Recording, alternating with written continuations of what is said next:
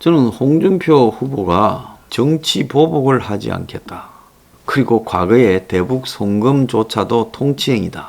그리고 대선에 승리하면 지금 여당에게도 장관 자리나 이런 것들을 줘서 의석수가 부족하니까 연립정권처럼 운영하겠다라는 말. 물론 그것은 여권 지지자들의 역선택을 유도하기 위한 말이었겠지만 정치인이 아무리 급해도 해야 될 말이 있고 하지 않아야 될 말이 있습니다.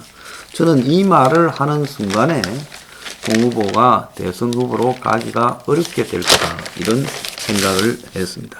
자, 다음에 이 대통령이 되는 사람이 가장 잘할 수 있고 가장 꼭 해야 될 일은 뭔가 하면 이 부패 척결입니다. 대한민국의 부동산 문제도 알고 보면 부패에서 나오는 겁니다.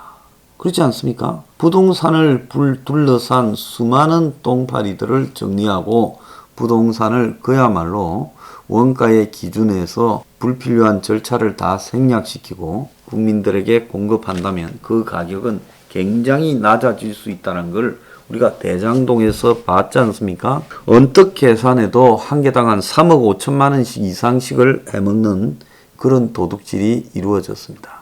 그러니까 아파트 가격은 전혀 비쌀 필요가 없는데 그 지역의 시세에 맞추어서 분양가를 정하는 웃기는 꼬라지가 전국에서 자행되고 있다는 겁니다.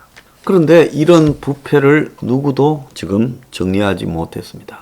대북 문제만 해도 그렇습니다. 이 정권 초에 제가 참 끈덕지게 정권에 북한의 이 석탄 등을 밀수하고 또 더 나아가서 우리나라의 정제유를 북한에 밀반입하는 문제가 있었습니다. 이 부분과 관련해서 검찰이 수사에 나섰지만은 제대로 수사하지 않고 덮었습니다. 이 문제에는 100% 뭐가 개입돼 있어요?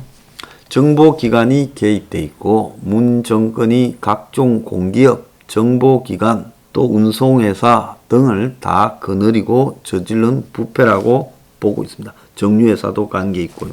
그리고 이 문제가 터지자 미국을 의식해서 마지못해 기소를 해놓고는 대부분 허지부지하게 정리해버렸습니다.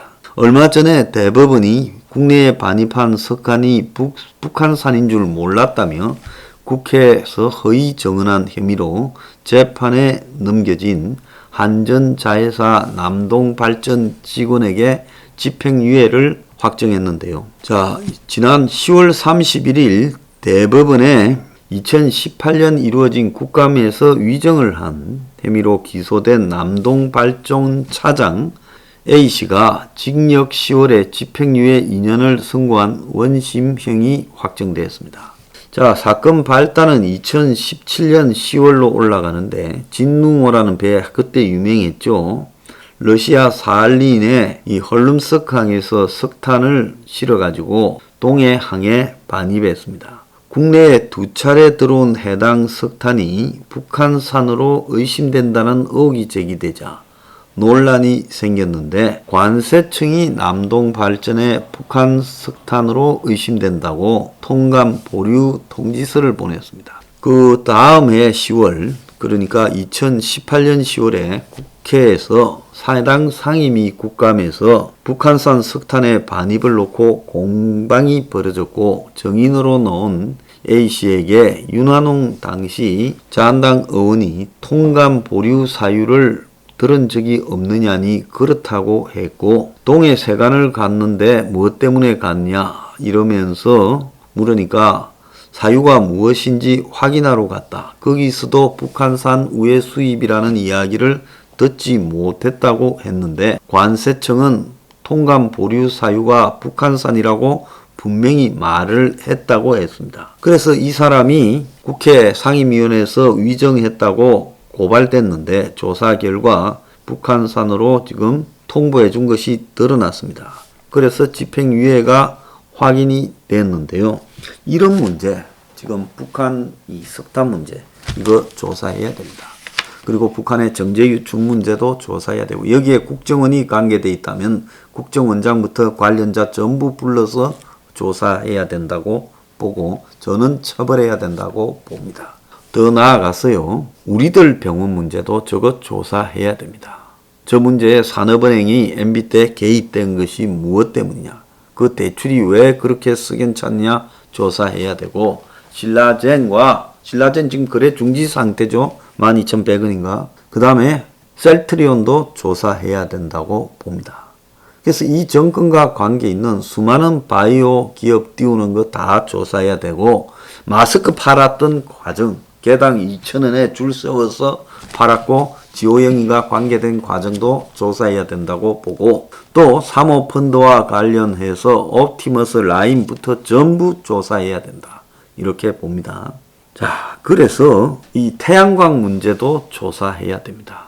태양광과 또 풍력 발전 등 이 정권이 친환경 발전을 도모한다고 벌인 소동도 다 조사해야 되고, 원전을 문을 닫게 되는 과정에도 다 조사가 되어져야 된다 생각을 합니다. 그리고 정부 각 행정부서에 또 그리고 경찰, 검찰, 수사기관의 대선 개입 행위도 조사되어져야 된다고 봅니다.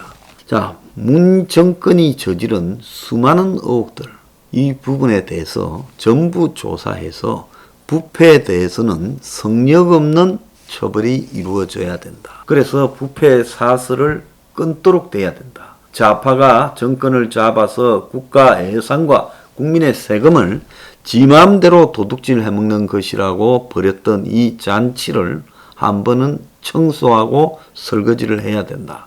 전 그런 생각을 합니다. 그래서 이 부분에 대한 부패 척결 의지를 반드시 대선 기간에 계속 표명할 필요가 있다. 대부분요, 지도 부패하니까 당선되면 부패 의혹 전 정권 문제는 덮고 넘어갑니다. 윤석열 진영에서 당선되면 부패와의 전쟁을 내걸고 정권 교체 캠페인에 나설 거다. 여기서 후보 당선이죠. 그래서 중도층과 탈문, 진보 등의 외연 확장을 하겠다 하고, 더 나아가서 대장동과 관련해서 반대장동 게이트 연합을 들고 나오겠다. 자, 이렇게 말을 하고 있습니다. 잘 잡았고요. 계속 끊임없이 이 문제와 관련해서 반부패 투쟁을 해야 됩니다. 솔직히 말하면 새로 들어선 보수 정권이 부패라도 제대로 조사해서 이 나라의 진보와 그야말로 운동권으로 가장된 부패 세력들을 다 보내버리고, 또 수구 부패도 끝장내버리면서 좌우의 부패 척결을 성역 없이 해버리고 가는 것, 그것이 어떻게 보면 가장 중요한 지금 이 나라를 바로잡는 첫 발걸음이 아닌가 생각을 합니다. 부패를 바로잡아야 부동산 문제가 해결이 됩니다. 부패를 바로잡아야 독과점 문제도 해결이 되고, 그리고 플랫폼 경제 문제도 해결이 됩니다. 부패를 바로잡아야 원격 의료 같은 이야기나 또 문재인 케어 같은 이야기, 의료 분야에서 부패도 해결되고 복지 부패도 해결됩니다.